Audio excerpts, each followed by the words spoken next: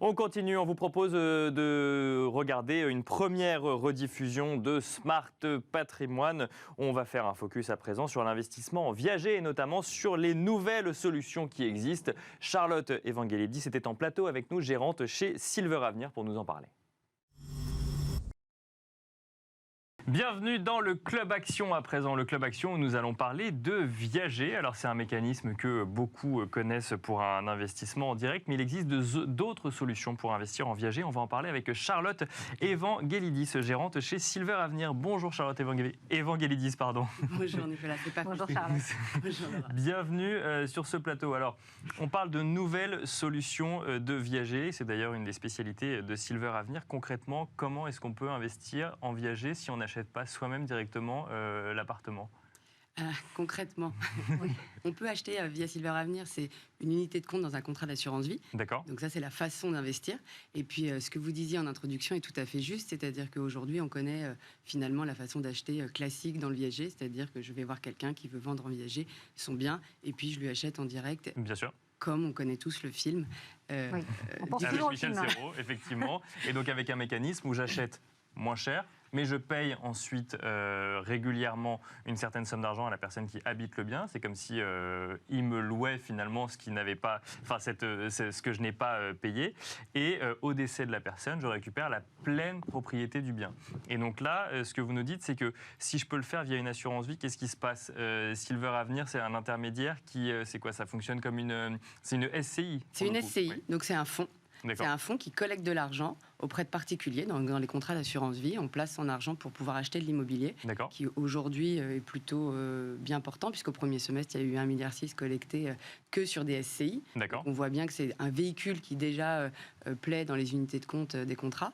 Mais la grosse particularité de Silver Avenir, c'est qu'on achète des biens résidentiels diffus à des personnes qui vont rester dedans. Mhm. Vous avez raison, ce sont des biens occupés, et on leur décote finalement le fait d'y habiter à vie. Bien Donc, sûr. selon leur espérance de vie, on leur décote des loyers précomptés d'avance. Donc vous faites du viager en fait en direct. Vous allez, déjà peut-être avant de parler concrètement, vous êtes les seuls à faire ça aujourd'hui en France. Comment est venue l'idée d'aller faire du viager via une SCI? C'est une très bonne question. L'idée est venue parce que moi j'étais CGP et je conseillais des gens dans l'immobilier pour des D'accord. clients privés, donc des clubs deals, des rénovations de biens, etc. Et puis quelqu'un est venu me voir en disant si on mutualisait le viager, alors peut-être qu'on aurait une chance statistique d'avoir finalement un rendement sur ce placement. Et pourquoi pas? Et puis finalement, c'était il y a 10 ans. C'est une très bonne idée parce que je pense que sociétalement, on a un sujet en France et en Europe du vieillissement de la population. Et on sait pertinemment qu'on a une problématique, tous et chacun d'entre nous, c'est que la retraite va pas augmenter. Oui. Ça, globalement, c'est une Ça, on le certitude. Et finalement, on a une grosse partie de notre vivant où on n'aura pas de rémunération. Donc, soit on la prépare tôt, c'est ce qu'on essaie de faire tous au quotidien, soit on a cette solution qui devient très intéressante parce qu'on monétise son patrimoine. D'accord, donc ça c'est quand on vend son appartement à la SCI pour le coup. Exactement. D'accord, ouais. Exactement. Donc on vend son bien à un fonds comme Silver Avenir et finalement on récupère une partie de la valorisation de son bien parce que la plupart du temps les gens ont acheté il y a 50 ans. Dans des endroits où aujourd'hui on n'a même plus accès tellement Bien les sûr, prix immobiliers ont augmenté fortement. Parfois, dans Paris, c'est plus de 200% d'augmentation sur les 20 ou 30 dernières années. Donc, il y a eu des évolutions de prix. Donc, c'est une façon de retrouver finalement un pouvoir d'achat dans une période où on pensait ne plus en avoir et finalement continuer à moins bien vivre. On refluidifie son capital. Exactement. Exactement. Donc c'est ça ce que propose Silver Avenir, c'est-à-dire collecter de l'argent auprès de particuliers dans une unité de compte pour pouvoir les retransférer sur des seniors qui ont un besoin de liquidité. Alors, il y a une chose dans le mécanisme que je ne comprends pas et que vous allez m'expliquer, c'est le viager en direct. J'achète un appartement et je paye en plus tous les mois une certaine somme à la personne qui m'a vendu son appartement moins cher. Ouais. Comment est-ce que quand on transmet ça dans une SCI, on arrive à offrir des rendements à la personne qui a investi au départ, alors que du coup le mécanisme c'est normalement de continuer à payer quand on est investisseur? C'est une très bonne question parce qu'au début c'est ce qu'on voulait faire, donc un bouquet plus une rente à vie. Aujourd'hui dans Silver Avenir on n'offre qu'un bouquet. D'accord. C'est-à-dire que finalement, on achète le bien avec la décote, puisque la personne habite dedans, et on la verse, et on verse ce bouquet tout de suite. C'est-à-dire qu'on devient plein propriétaire immédiatement et lui garde son droit d'usager d'habitation à vie. Donc vous avez quoi, la nue propriété ou non, vous avez Non, la on a pleine la propriété. pleine propriété et D'accord. lui un droit d'usage et d'habitation à vie. Ça D'accord. veut dire que on a tout payé tout de suite, on n'a plus d'aléa prix. En revanche, il y a toujours un aléa vie qui reste viager, puisqu'on ne sait pas quand est-ce que la personne va libérer le bien. Mais alors comment vous versez un rendement du coup à vos investisseurs?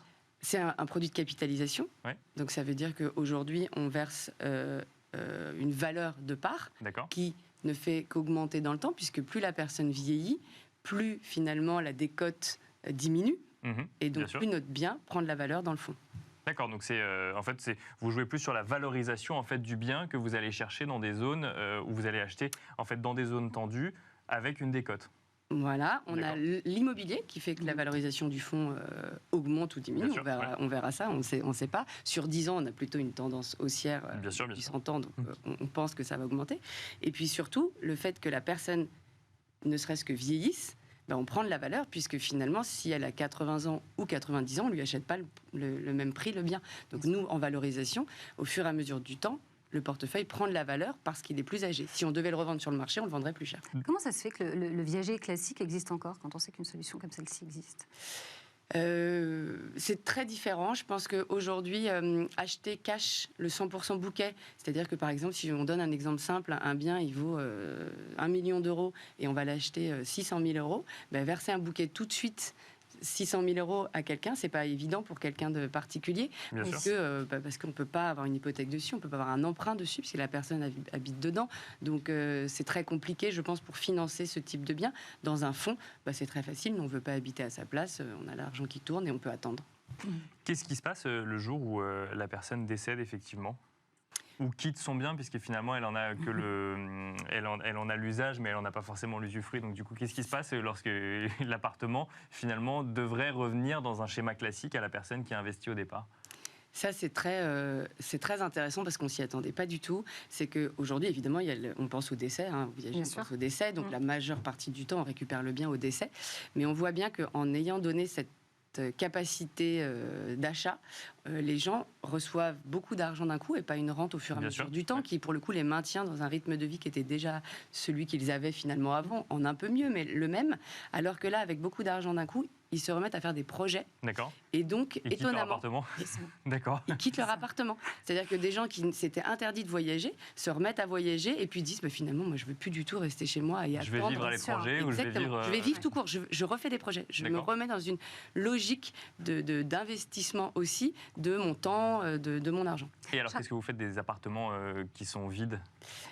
Les appartements qui sont vides, si c'est pas longtemps après le moment où on a acheté, comme on a de l'amortissement quand même de frais, on a plutôt tendance à les remettre en location. D'accord.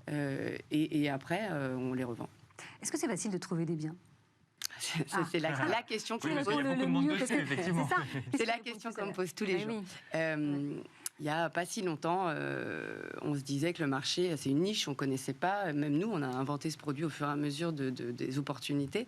Et puis finalement, on s'aperçoit que le besoin est réel. C'est-à-dire qu'il y a vraiment, vraiment beaucoup de gens qui ont besoin d'argent à ce moment-là de la vie. Donc il y a beaucoup de gens qui vendent en viager. Il y a beaucoup de gens qui, une fois qu'ils connaissent cette solution 100% bouquet, se disent que finalement c'est pour eux. Alors que le viager classique était vraiment peu utilisé ou peu même pensé. On pensait qu'on déshéritait ses enfants, on pensait que c'était pas très agréable d'avoir cette relation-là avec l'investisseur. Et là, le fait d'avoir un fonds, déjà, c'est rassurant. Bien sûr. Le fait de payer tout de suite, c'est très rassurant. On se dit, je vais pas me faire avoir. On va donner l'argent immédiatement. Et puis surtout, ça me sort de problématiques qui sont aujourd'hui réelles. C'est-à-dire, finalement, je vais avoir besoin de mes enfants pour financer ma fin de vie. Finalement, c'est peut-être plus lui que lui. Et puis, ça crée des problèmes dans ma famille. Donc aujourd'hui, je reste autonome financièrement. C'est très intéressant pour plein de gens. Voilà, donc c'était la rediffusion de l'interview de Charlotte Evangelidis, gérante chez Silver Avenir.